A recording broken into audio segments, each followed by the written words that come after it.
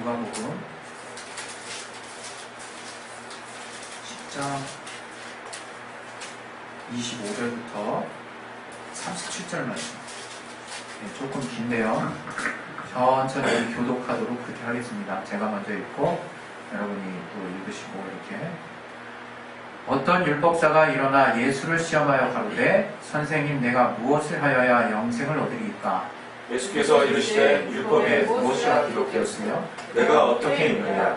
대답하여 가로되 내 마음을 다하며 목숨을 다하며 힘을 다하며 뜻을 다하여 주 너의 하나님을 사랑하고 또한 내 이웃을 내 몸과 같이 사랑하라 하였나이다. 예수께서 이르시되 내 대답이 옳도다. 이를 행하라 그러면 살리라 하시니 이 사람이 자기를 옳게 보이려고 예수께 여짜오되 그러면 내 이웃이 누구오니까? 예수께서 대답하여 가르치되 어떤 사람이 예루살렘에서 여리고로 내려가다가 강을 만남에 강도들이 그곳을 먹고 내려가간 죽은 것을 버리고 갔더라.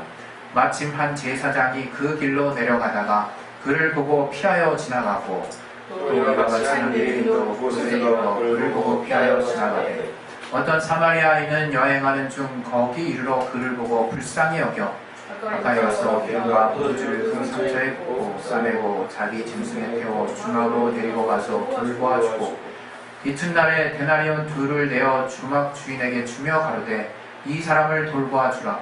부비가 더 들면 내가 돌아올 때 갚으리라 하였으니 이에는 이 세 사람 중에 누가 강도 만난 자의 이웃이 되겠느냐? 다 같이 가로되 자기를 베푼 자니이다. 예수께서 이르시되 가서 너도 이와 같이 하라 하시니라. 오늘 하나님 우리에게 주신 이 말씀 우리가 자주 들었던 말씀입니다. 이 말씀 통해서 하나님이 또 무엇을 우리에게 말씀하시려고 하시는지를 또 여러분 기대하시고 또 하나님이 그 말씀을 통해서 우리에게 깨닫게 해달라고 여러분의 심령에 하나님의 은혜가 넘칠 수 있도록 하나님 붙들어 달라고 이 시간 예수의 한 번씩 기도하겠습니다. 예수여! 하나님 아버지 우리의 심령을 붙들어 주시옵소서. 아버지 우리를 깨닫게 준교해 주시옵소서. 하나님 우리를 통해서 역사하시고 하나님 우리를 통해서 붙들어 주시는 거룩한 역사를 붙들고 나아갈 수 있게 도와 주시옵소서. 아버지 붙들어 주신 교회 주시옵소서. 아버지 깨닫게 주신 교회 주시옵소서. 성경을 알게 해주시고 아버지 붙들어 주시 역사하여 주시옵소서. 아버지 참으로 깨닫게 해주시고 역사하여 주시옵소서. 하나님이 정말 우리 마음을 붙들어 주시고 역사하여 주시옵소서. 주께 참으로 감사하며 예수 이름으로 기도했습니다. 하나님은 사랑이십니다. 요한일서 4장에도 나온 것처럼 우리가 하나님을 사랑하는 것이 아니요 하나님이 우리를 먼저 사랑하셨다 이렇게 말씀하시고 하나님은 사랑이시다 이렇게 우리가 말씀하고 있는 성경 구절을 우리는 기억합니다. 정말 과연 하나님은 사랑이십니다. 이 사랑이라고 하는 가치가 무엇일까? 우리가 이 땅에 또 사람들과의 관계를 맺고 사회생활을 하고 가정을 꾸리고 여러 가지 우리에게 속한 다양한 관계들 가운데 또 가장 중요한 가치가 있다면 저는 그것도 또한 사랑과 신뢰가 아닐까 싶어요. 우리가 사는 사회가 사랑이 없고 신뢰가 없다면 이것처럼 삭막한 세상이 또 어디 있을까요? 사실 기계와 인간의 가장 구별되는 특징이 무엇일까 한다면 우리 마음을 다해 우리가 다른 누군가를 사랑할 수 있다는 거 아닌가 싶습니다. 그런데 우리가 다른 이들을 향해서 우리의 마음을 다해서 사랑할 수 있는 이 성품은 사실 하나님을 닮은 것입니다. 하나님이 우리에게 사랑할 수 있는 능력을 주신 거죠. 그럼 왜 굳이 하나님이 이렇게 우리에게 다른 사람을 사랑할 수 있는 능력을 주셨을까? 하나님이 우리에게 주신 모든 것들 쓸데없이 주신 건 단 하나도 없습니다. 우리가 아무리 과학과 의학이 발전해서 우리의 인체에 쓸데없는 기관을 발견하기도 하고 뭔가 도무지 아무리 판단을 해도 도움이 되지 않는 것 같은 어떤 것들을 우리가 발견했다고 한들 그것을 섣불리 우리가 단정할 수 없습니다. 나옵니다. 저를 보시고 하시면 이게 저기 인터넷으로 다른 쪽에 고해상도로 나오려고 하다 보니까 화면 장막을 풀 수밖에 없었습니다. 그래서 우리가 하나님을 이제 사랑하는 그런 부분에 있어서 우리는 하나님의 은혜를 이제 체험해야 하는데요. 하나님의 은혜가 이제 무엇이냐? 그것은 바로 우리가 잘 아는 바와 같이 십자가에 대신 주님이 죽으셔서 우리를 위한 사랑을 주님이 이제 주신 것입니다. 그래서 우리가 이제 알아야 될 것은 무엇이냐면 이 하나님이 우리에게 알게 하신 이 복음이라고 하는 것, 그리고 하나님이 우리에게 주신 이 사랑이라고 하는 것이 어떤 위치인가, 이제 이것을 우리가 이제 깨달아 알 필요가 있는데, 그것은 바로 저와 여러분이 잘 아는 바와 같이 절대적인 것이라는 거예요. 절대적인 것. 우리 기독교인에게 절대적인 가치는 바로 하나님의 사랑입니다. 우리 기독교인에게 복음은 십자가 보혈의 공로를 통해서 그 아들 예수를 통해서 우리에게 전해진 그 사실, 바로 아들을 통해서 전해진 하나님의 사랑이 바로 복음인 거죠. 그래서 우리가 복음을 이해할 때도 우리가 다른 여러 가지 다양한 통로로 우리가 이해하고 선포하고 전할 수 있습니다. 그러나 그 뼈대를 이루는 근간, 가장 중심을 이루는 근간은 바로 하나님의 사랑이라는 거예요. 아들 예수를 통해서 구체적으로 우리에게 보여주신 하나님의 사랑이라는 겁니다. 근데 여러분, 참 아이러니하게도 우리가 기도 가운데, 우리의 신앙생활 가운데 제일 많이 하는 기도 제목 중에 하나가 뭔지 아십니까? 하나님의 사랑을 알게 해달라는 거예요. 하나님의 사랑이 무엇인지 모르겠다는 거예요. 그래서 우리의 삶에 어떤 구체적인 어떤 하나님이 역사하심의 구체적인 것들을 놓고 우리가 몸부림치고 그것들을 통해서 하나님의 사랑을 우리가 확인하려고 하거든요. 그런데 하나님이 우리를 사랑하심이 어디에 있느냐? 우리 찬송가에 날 사랑하심 성경에 써있네. 성경에 써있대요. 성경에 뭐라고 써있느냐? 바로 우리가 잘 아는 바와 같이 아들 예수 그리스도를 십자가 보혈의 십자가에 또 정말 내어주시고 우리가 그 아들이 피 한 방울까지 다 쏟으심으로 우리를 위해서 죽으신 그 사랑을 우리가 아는 거, 그게 바로 날 사랑하심이라는 거예요. 날 사랑하심. 근데 우리는 하나님이 구체적으로 우리를 사랑하는 것들을 보여달라고 계속 기도를 하거든요. 하나님이 도대체 어떻게 날 사랑하셨는지를 알게 해달라고 기도를 해요.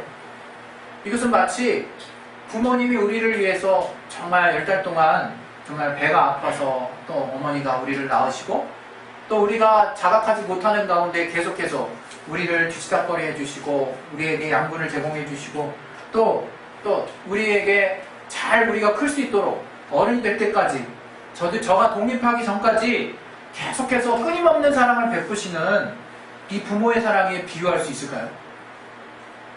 그 자식이 비로소 나중에 철이 들고 나서야 하나님이 우리에게, 어머니가, 아버지가 우리에게 어떤 사랑을 주었는지를 이제 실체적으로 깨닫기 시작합니다. 그러나 죽었다 깨나도 저가 뱃속에 있을 때의 기억, 저가 또 5살 때까지의 기억은 어떤 분은 5살 이전의 기억을 또 알고 계시는 분이 있어요. 하지만 그렇지 않은 이상 그 5살 때까지 웬만한 사람은 하나님이, 어머니가 어떻게 날 사랑하셨는지 알 길이 없습니다. 생각도 안 해요. 그냥 임팩트 있는 몇 가지 기억나면 그게 전부겠죠. 그런데 마치 이 하나님이 우리에게 주신 사랑이 그 아들 예수께서 2000년 전에 우리를 위해서 베푸신 그 사랑, 또 도무지 자신을 나타내시지 않으면 우리가 단 한 번도 하나님이 누군지도 몰랐을 우리에게 그 아들 예수를 통해서 어떻게 우리 인류를 사랑하고 계신지를 구체적으로 이 역사적인 사실 가운데 나타내셨다는 거예요. 그래서 우리가 항상 하나님이 나를 어떻게 사랑하셨는지를 우리가 알려고 할 때 이 성경에 나타난 많은 성경 기자들이 저들이 정말 직접 눈으로 보고 또 체험했던 예수님의 십자가의 사건을 우리가 지금 이 시대에 성령의 감동하심을 따라서 정말 구체적으로 내가 보는 것과 같이 그분의 또 십자가에 박힌 손과 발을 만지는 것과 같이 그것을 체험하고 알게 될 때 그가 나를 위해서 죽으셨구나 하는 것들을 우리는 비로소 알 수 있지 않을까 싶어요. 그래서 우리가 신앙생활 할 때 여러분이 기도할 때 하나님의 사랑을 정말 알기를 원한다면 제일 우선은 예수 보혈의 공로가 무엇인지를 내가 정확히 알아야 합니다. 예수 보혈의 공로가 나 개인에게 도대체 어떠한 사랑이 되고 그분이 어떠한 사랑을 나에게 주었는지를 그 예수 보혈의 공로를 통해서 구체적으로 알지 못한다면 내가 하나님의 사랑을 정말 온전하게 안다는 건 불가능한 일이에요. 그건 불가능한 겁니다. 그리고 우리가 또 하나 하나님의 사랑을 알 수 있는 체험적 증거가 바로 성령의 임재하심입니다. 여러분이 성령의 임재하심의 역사와 체험을 얼마나 비중 있게 받아들이고 있는지 모르겠어요. 저는 성령께서 내게 역사하시지 않았다면 내가 과연 이렇게 실감나게, 내가 과연 이렇게 분명하게, 그리고 내가 이렇게 다른 모든 사람들 앞에서 어떠한 또 어려움과 위협이 있을지라도 내가 끝까지 예수 믿는 것만큼은 포기하지 않으리라고 하는 다짐이 내 안에 깊이 이렇게 자리 잡힐 수 있을까? 정말 진짜 물음표예요. 그러나 성령은 정말 우리에게, 하나님이 우리에게 주신 사랑을 성령이 구체적으로 깨닫게 하시고 예수께서 우리에게 하신 말씀을 생각나게 하실 뿐만 아니라 예수 보혈의 은혜가 도대체 무엇인지를 선명하게 내 안에서 알게 하시는 분이라는 거예요. 여러분이 기도 가운데 하나님을 만나게 해주시고 하나님의 사랑을 알게 해주시고 하나님을 깨닫게 해달라고 했을 때 먼저는 주 예수 보혈의 공로를 성령을 통해서 내 안에 다시금 새롭게 깨닫게 해달라는 구체적인 기도가 있어야 될 것이고, 두 번째로는 그것을 보여달라고 하신다면 성령의 충만함에 이르세요. 내게 임하신 성령의 도우심을 여러분이 받으셔야 돼요. 성령 충만하게 해달라고 정말 기도하시기 바랍니다. 성령은 우리에게 하나님의 사랑을 가장 완전하게 전해줄 수 있는 가장 완벽한 선물이에요. 가장 그분이 우리를 사랑하신다라고 하는 체험적인 가장 확실한 증거가 성령의 임재하심입니다. 여러분이 성령의 임재하심을 자꾸 배제하고 또는 옆에다 두고 다른 것들을 뭔가 눈에 보이고 임팩트 있고 뭔가 구체적인 나의 삶 가운데 역사하는 실체적인 것들만을 자꾸 찾아가려고 한다면 성령의 역사는 점점점 심해질 수밖에 없어요. 여러분, 우리가 얼마나 많은 순간에 하나님의 사랑을 내가 가진 욕심으로 치환하려고 하는지 몰라요. 하나님은 나를 위해서라도 때로는 들어주실 수 없는 것들이 너무나 많습니다. 우리는 앞을 미래를 볼 수 없고 또 당장 앞을 볼 수 없어요. 당장 그냥 내 목숨 하나 그냥 유지하는데 필요한 것들만 구하기 마련이라 이거예요. 그러나 우리가 하나님을 과소평가해서는 안 되는 거예요. 또 하나님이 우리를 얼마나 사랑하시는지, 그 아들까지 내어주신 이가 어떤 은사인을 아끼시겠냐고 말씀하신 그 주님께서 이제 성령을 보내주시고 우리에게 모든 것을 채워주실 준비를 다 하셨다는 것을 우리가 안다면 우리는 그 하나님의 사랑을 아주 소홀히 여기지 않게 될 것입니다. 우리가 여기까지는 항상 늘 들었던 이야기죠. 이제 주님이 이 성경에 나타난 예화를 통해서 우리에게 그렇다면 과연 우리가 하나님을 사랑하는 것이 무엇인지를 이 예화를 통해서 우리는 또 기억하고 깨달아야 될 줄로 믿습니다. 하나님이 우리에게 사랑을 주셨는데 또 그 사랑을 받은 자로서 우리가 어떠한 삶을 살아야 할 것인가를 오늘 이 선한 사마리아인의 비유를 통해서 알게 해주시는 것입니다. 이 선한 사마리아인의 비유는 우리가 익숙히 알고 있는 예화예요. 여기에는 세 종류의 사람이 나오죠. 거기에는 제사장이 나오고 레위인이 나오고 사마리아인이 나옵니다. 어떻게 예수님이 이렇게 극단적으로 비교되는 세 사람을 또 이렇게 가져다가 또 비유할 수 있으셨을까? 정말 우리는 이 비유를 통해서 무언가 많은 것을 우리는 깨달아야 될 줄로 믿습니다. 이 제사장이라고 하는 것은 그 당시에 하나님과 인간 사이를 연결해 주는 자였어요.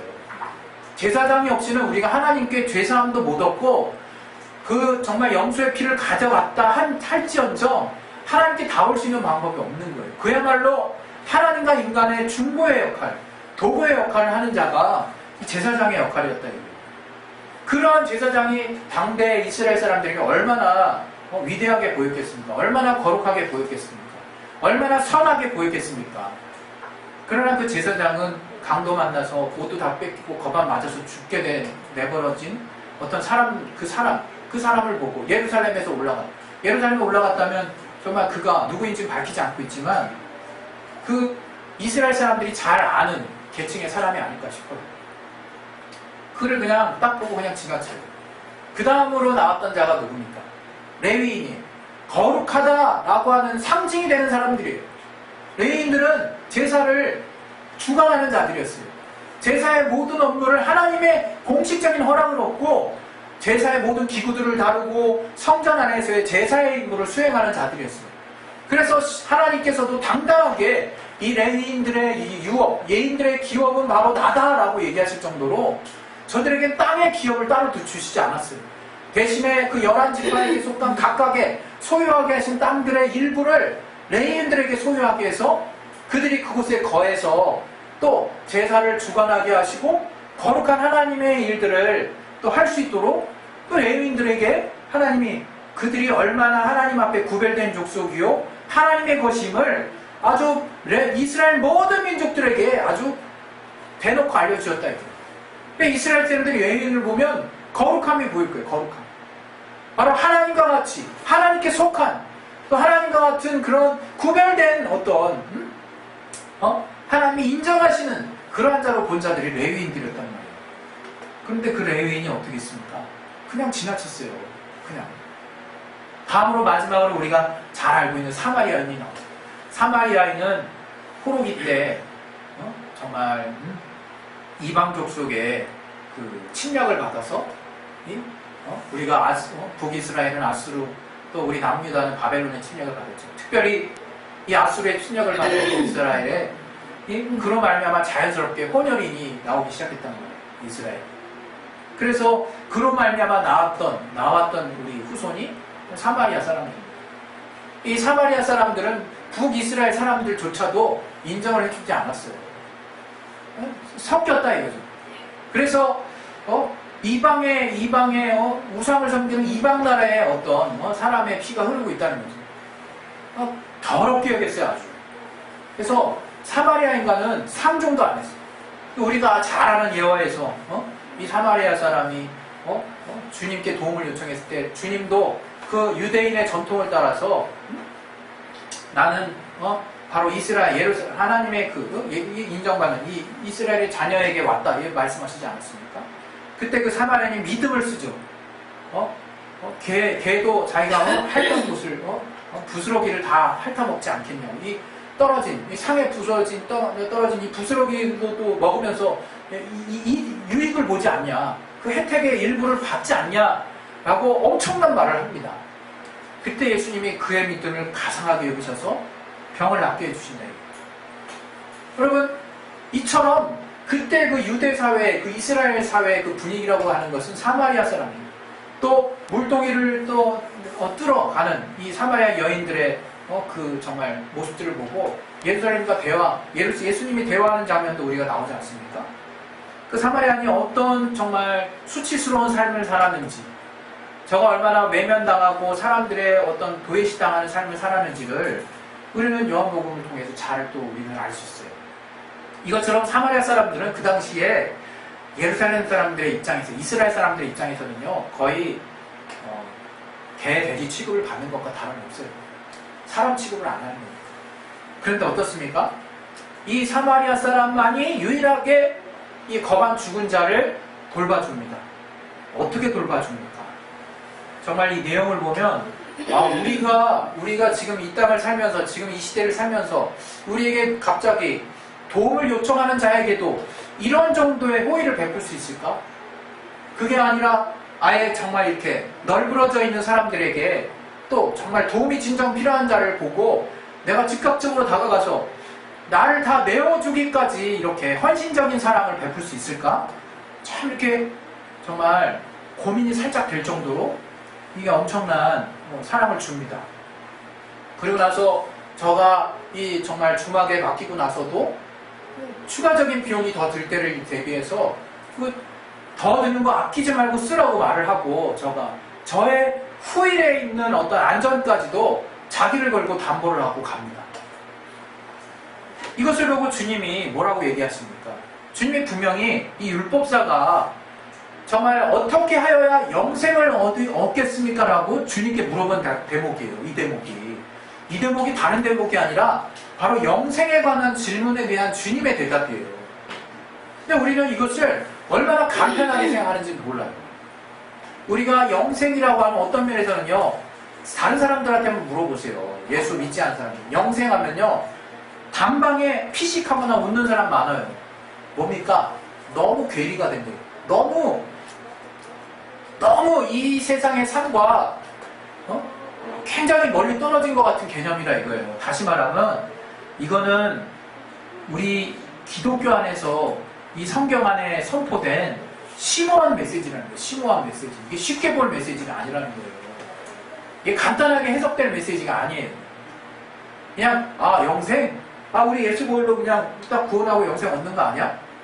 물론 믿음에 있어서는 명쾌하죠. 그러나 이게 이렇게 쉽게 답변할 수 있는 내용이 아니라 이게 사실은. 어떻게 하여야 영생을 얻겠습니까? 라고 물었던 그 율법사에게 주님이 뭐라 그럽니까? 너가 그렇게 잘 따르고 너가 그렇게 철저하게 믿는, 그리고 순종하고 있는 그 율법에 뭐라고 말하더냐 이렇게 물어보는 거예요, 주님이. 그때 처음에 율법사가 시험하여 가로되 이렇게 나와요. 물론 다른 성경에는 정중하게 주님 앞에 묻는 어떤 뉘앙스가 강합니다. 그러나 여기서는 시험하여 물어 가로되 할 때 이 시험하다는 건요, 이런 단어를 썼어요. 에크페이라조. 이 페이라조라는 뜻이 시험하다는 뜻이에요. 근데 에크페이라조는 철저히 시험하다는 뜻이거든요. 그러니까 주님께 정말로 그 진정한 답을 얻기 위해서 철저하게 물어봤다는 거예요. 그러니까 주님이 어떤 답을 하시는지 귀를 쫑긋 세우고 이 율법을 잘 안다라고 하는 율법사가 진지하게 물어봤다는 거예요, 주님께. 그때 주님이 대답하신 제목이에요. 그때 주님이 대답하신 거예요. 우리는 그러죠. 영생을 얻기 위해서는 예수 보혈의 공로를 힘입어야 된다. 그리고 땡이에요. 이게 참 맞죠? 맞는데 뭔가 찜찜하다, 뭔가. 저는 이 시간에 저와 여러분에게 예수 보혈의 공로를 무색하게 만들려는 게 아니에요. 또 행위를 강조하려고 하는 것도 아닙니다. 그러나 예수께서 우리를 어떻게 사랑하셨는지, 또 우리를 위해서 어떠한 사랑을 또 베푸셨는지를 우리가 너무 부지불식간에 방관하는 것 같다, 이거예요. 우리 얼마 전에 강원도 평창에서 우리 평창올림픽 할 때 저쪽 이제 남쪽 어딘가에다가 할랄 식당을 들어오려고 했어요. 이슬람 할랄 식당. 그리고 또 우리가 또 계속해서 우리가 지금 문제시되고 있는 동성애 문제가 있죠. 동성애 문제. 또 우리 안에서 또 이 나라의 또 북한이 또 언제 또 마음을 확 바꿔가지고 우리를 쳐들어올지 모르는 그런 부분들 때문에 우리가 또 많은 또 믿는 사람들 중에서는 이 북한 때문에 우리가 종교의 자유가 말살되지 않도록 우리를 지켜달라는 기도를 많은 사람들이 하고 있는 걸로 생각합니다. 저는 이러한 우리가 이 땅에 많은 순교자들의 외국인 선교사의 순교에 의해서 세워진 이 복음의 가치가 이 땅에 또서 다시금 흔들리지 않기를 바라요. 특히 여러분 다시금 그런 어떤 엄청난 일들이 일어난다면 제일 먼저 순교할 사람이 누구 같습니까? 목회자 아닐까요? 목회자? 목회자 아닐까요? 참 어떤 면에서는 되게 편하게 신앙생활 한다는 생각이 들어요. 제가 근데 굳이 이러한 예화들을 왜 이야기했느냐? 우리가 하나님의 사랑을 가지고 기독교를 지키는 데 써서는 안 된다고 저는 생각하는 거예요. 우리가 알고 있는 하나님의 사랑을 가지고 기독교를 지키는 데 우리가 우리의 모든 힘을 다해야 되는 것이 아니라 예수께서 알게 하신 기독교 정신을 위해서 살아야 하는 거예요. 기독교가 말하는 가치가 무엇인지를 위해서 내 목숨을 다하도록 헌신하는 삶이 그리스도인이라는 거예요. 여기에는 엄청난 충돌이 있습니다. 제가 지금 말을 함부로 할 수 없을 만큼 엄청난 지금 갈등과 충돌이 여전히 우리가 사는 시대에 있어요. 이 기독교인들 가운데서. 과연 할랄 식당이 우리 한국에 착륙하면 어떻게 될까요? 또 우리 최근에 또 제주도에서 우리 이 난민 구호시설 때문에 지금 말이 많죠. 그것을 어떻게 할 것이냐. 또 누구는 그러더라고요. 또 우리 사모는 또 거기에 또 매스컴 중에 한 매스컴 내용이 그런 게 있었대요. 거기 이제 난민 중에 건장한 청년만 있다는 거예요. 자기 앞가름 나름 할 수 있는 건장한 청년들만 난민 신청을 한 사람들이 많다는 거예요. 좀 그 얘기 듣고 걱정이 진짜 되더라고요. 그러네 진짜. 근데 참 우린 여기서 섣불리 이거 결정할 수 없는 내용이에요. 정말 어렵습니다. 그러나 전 여기서 본질을 여러분에게 말씀드리고 싶어요. 그리고 그 삶을 꾸준히 위해서 나의 모든 것을 계속 집중하고 계속 헌신하라고 여러분에게 지금 드리고 있는 말씀이 여러분에게 지금 말씀을 드리는 것입니다. 뭐냐? 주님이 우리에게 보여주셨던 사랑이 무엇이냐 하는 거예요. 주님이 우리에게 보여주셨던 사랑이 과연 구체적으로 어떤 모양이었는지를 주님이 감사하게도 2000년 전에 구체적으로 보여주셨어요. 그는 세리와 죄인들의 친구였어요. 그는 창기와 이 세리가 먼저 하늘나라 갈 것이라고 단언하셨어요. 그렇다고 주님이 죄를 묵인하셨다는 게 아니잖아요. 주님은 가늠한 여인을 용서하셨어요. 주님은 아파하는 자에게 먼저 가셔서 그의 병을 고쳐주시고 귀신을 내어쫓아주시고 복음을 선포해 주셨어요. 과연 그때 주님이 말씀하신 복음이 무엇일까? 너무 궁금해지지 않습니까? 우리는 복음을 그냥 아주 산술적으로 딱 정리해서 금방 알고 있는 것처럼 다 아는 것처럼 얘기하죠. 하나님이 그 아들 예수를 통해서 보여주신 사랑이 응축된 것이 바로 복음이에요. 우리의 공로로 도무지 그 복음에 이룰 수 없기 때문에 주님이 자신의 길을 열었을지언정 우리가 어떻게 해서 복음이 열린 줄을 모르고 복음을 아무 생각 없이 받아들인다면 바로 그와 같은 믿음이 주님이 보실 때 인정할 수 있는 믿음일까? 우리는 고민해 봐야 된다는 거예요. 정말 저는 이 할랄스 땅에 들어온 거 여전히 경계합니다. 그러나 기독교 정신이 무엇인가 생각해 본다면 전 많은 고민이 들어요. 예수님은 자기를 비난하고 자기를 죽이려고 돌을 들고 또 가시 면류관을 씌우고 채찍을 들고 또 그를 향해서 창을 찌르고 온갖 비난과 침뱉었던 우리 인류를 향해서 도살장에 끌려가는 양과 같이 아무 말 없이 그냥 자신을 다 내어놓으셨어요. 이게 단지 우리는 할 수 없으니까 주님이 이렇게 하셨으니까 이제 할렐루야 아멘 이제 우리 주님이 이렇게 알게 하신 기독교를 우리는 지키자! 이게 본이겠습니까? 정말 이게 본이겠냐 이거예요. 전 절대 그렇게 생각하지 않습니다. 우리 기독교의 본은 자기 십자가를 지는 거예요. 그게 잘 되든 완벽하게 되든 안 되든 안 되겠죠. 거의 100% 안 되겠죠. 잘 안 되겠죠. 그러나 그 길을 따라가는 게 기독교인이에요. 그 가치를 지키는 게 그리스도인이에요. 그 가치를 지키려고 목숨을 다하는 자가 그리스도인이에요. 오늘 이 이웃이 누가 이웃이라고 얘기하셨습니까? 주님이. 영생이 무엇이냐? 율법을 지키는 것이다. 우린 율법을 믿음으로 취하냈다가 다 그 이후부터 아무것도 생각 안 해요. 그러나 더 이어서 들어봅시다.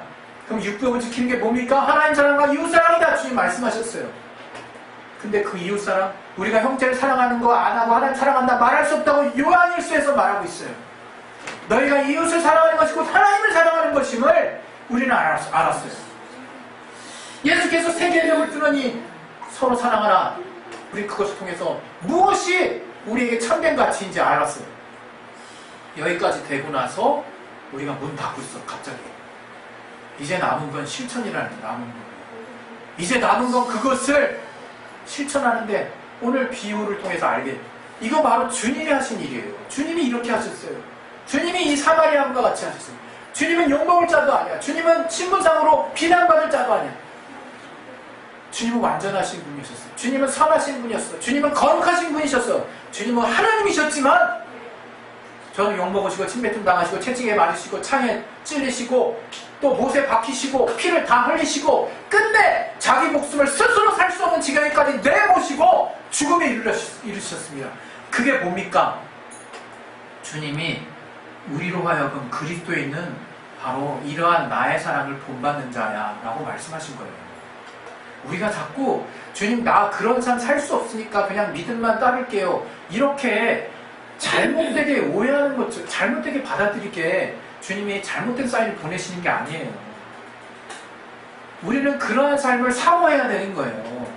완벽하지 못할지언정 우리는 그런 행위를 통해서 주님께 나아가는 자가 아니라 비록 부족할지라도 주님이 내게 알게 하신 그 사랑의 의미와 가치와 그 뜻을 성령으로 알고 또 성령이 주시는 힘으로 또 주님의 사랑에 정말 본받고자 하는 열정을 가지고 나의 평생을 살아나가려고 하는 그렇게 해서 성화가 계속적으로 지속되고 있는 그런 그리스도인들에게 하나님이 영생의 자격을 주시지 않을까 저는 그런 생각합니다.